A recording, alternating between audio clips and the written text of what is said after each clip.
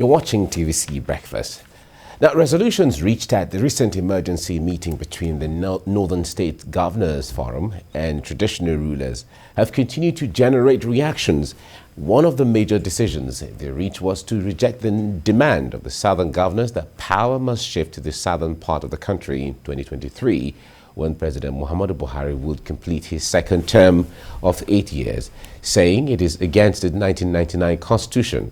This decision of the northern governors does not go down well with the Middle Belt Forum, Ohanes Ndigbo, Afenifere, the Pan-Niger Delta Forum, among others, who support the southern governors' position. That is the crux of our discussion. A political analyst, Victor Hai, joins me now via Zoom to help make sense of all of this. Victor, it's good to have you join me now. Always a pleasure to be here. Great. Now, I wonder what you make of this back and forth on the issue or the stand by Northern Governors Forum on this issue. Of course, a lot of people have said it is true that the idea of presidency shifting or rotation of presidency is not a constitutional issue. It's a conventional issue or a gentlemanly agreement where there is this political understanding between the political divides in Nigeria, where political parties themselves try to permutate this, taking it to the north and bringing it to the south and taking it to the south and bringing it to the north after a while. But why is this so much of a debate at this time?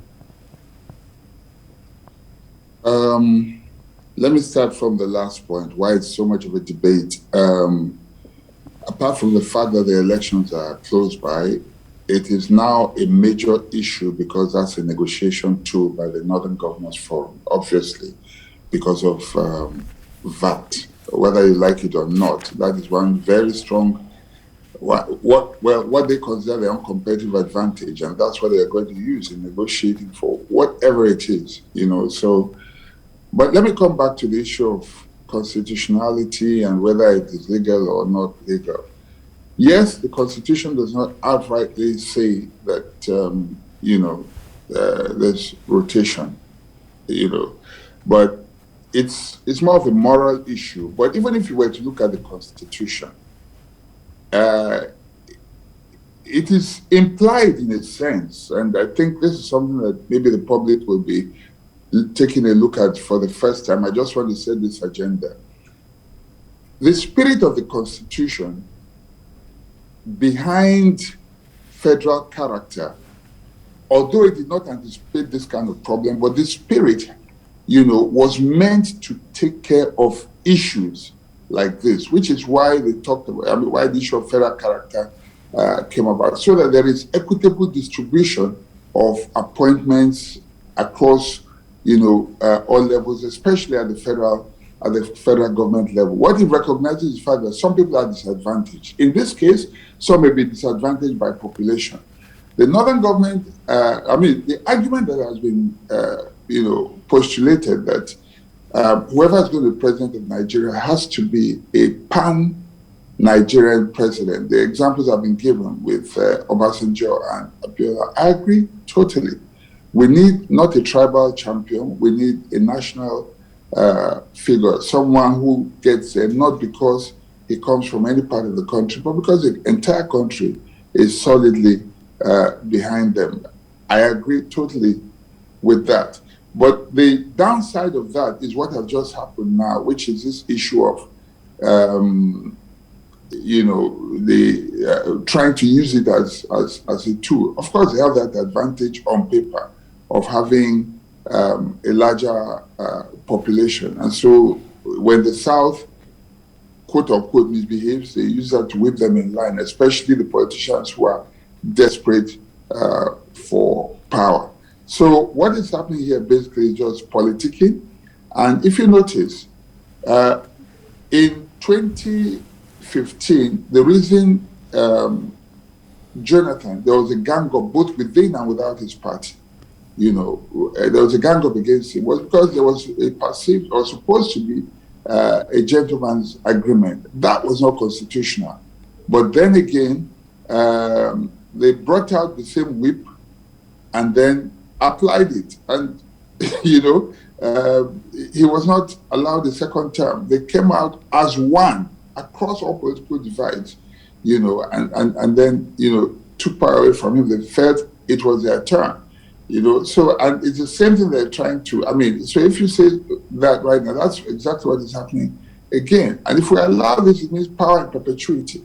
Now, the major reason for this agitation, you notice that when Obasanjo was brought in, it was more like a compensation for what had happened to the Southwest when they lost the presidency through the annulment of June 12 and the consequent death of the death of Abiola MKO.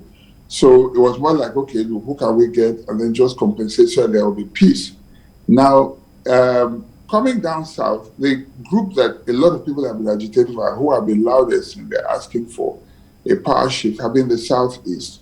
The reason for that is not far-fetched. Since the Civil War, it does appear, this could be a perception, it could also be the reality, that they have not been carried along, or maybe they've not been made president yet as a major power block, a tribal group in this country, ethnic group, if you like. So people just feel that, okay, perhaps it is time for some sort of how do I put it now, to bring them back into the mainstream by compensating them. But again, they have to earn it. The challenge is that even the Southeast itself is not that united. You don't serve presidency a la carte. It's not something that you just go and say, okay, no, it's not okay, let's go, let's prepare it and just come and give to you. So there's a whole lot of complications. I just wanted to establish these grounds. Maybe your other questions will now help to pinpoint the answers as we go forward. All right, now considering that the issue of agitation and marginalization and the feeling of carrying everybody along has become a very central point when we're coming together for general elections like this. In fact, if you break it down and narrow it down to states, there is also the agitation of, okay, where should the governor come from? Oh, the last two governors were from a certain senatorial district. It should come from this. It is our turn. It is our... So since all of this has become part of our regular political culture, would you feel that it is time to constitutionalize these issues as to, the Constitution recognizing geopolitical zones, rotational presidency formally, so that some of these agitations at times like this are finally put to rest? You use the right word, culture. It has become a culture. In many states, that's what's being practiced. And once a thing becomes a norm, a practice, over time, it becomes the culture of the people. It can be argued that it can be put in the Constitution. But what has happened is that so far, it's been something that's been like gentlemanly. There are pros and cons to this argument. You might lose an excellent candidate. There are good leaders everywhere, but you might lose an excellent leader because of this, rotation. What it simply means is that if somebody is, let's say,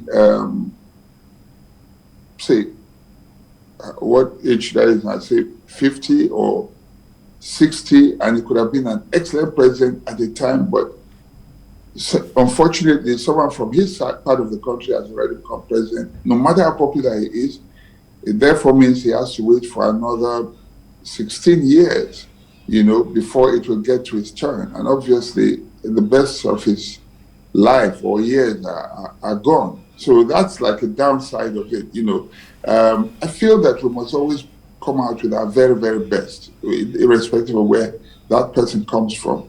I also agree with the argument that whoever is coming to be Nigeria's president has to be popular across board, as has been demonstrated in the case of Abiola, Obasanjo as well, because even if people say, some may argue that it was brought by Northerners, but it just simply means it was accepted across the divide. It wasn't even accepted in the Southwest when it came. So it's a bit dicey. Making it constitutional will create a sense of entitlement, and there might be dangers to it. I think that we should look at the process so far, and then just try and if people can be sensitive I think it would help. There's not wrong with making it constitutional, but I doubt that that will necessarily solve our problems, because as is the case in Nigeria, no matter what laws you make, there are always problems. People will turn it, one way or another, so. But again, it creates a sense of equity, justice. The reason for all of what you're saying is because of the sense of inequity, the sense of injustice, where people feel that they are being marginalized, that maybe too many people are getting jobs at the federal level and appointments and they're not getting. So it's like, when will it be our turn? And so the danger with that as well is that when it gets your turn, then everything then transfers to your region. Every appointment gets transferred to your region. Every development gets to your region. That is dangerous. All right. Now, often when politicians talk, they make reference sometimes to, or even leaders and analysts, they make reference to how it is in the U.S. and also in Western countries, where it doesn't matter where the president comes from, whatever state he comes from, no one cares. It's just all about, what the issues are and what the ideology is and how accepted the person is and the pedigree of the person.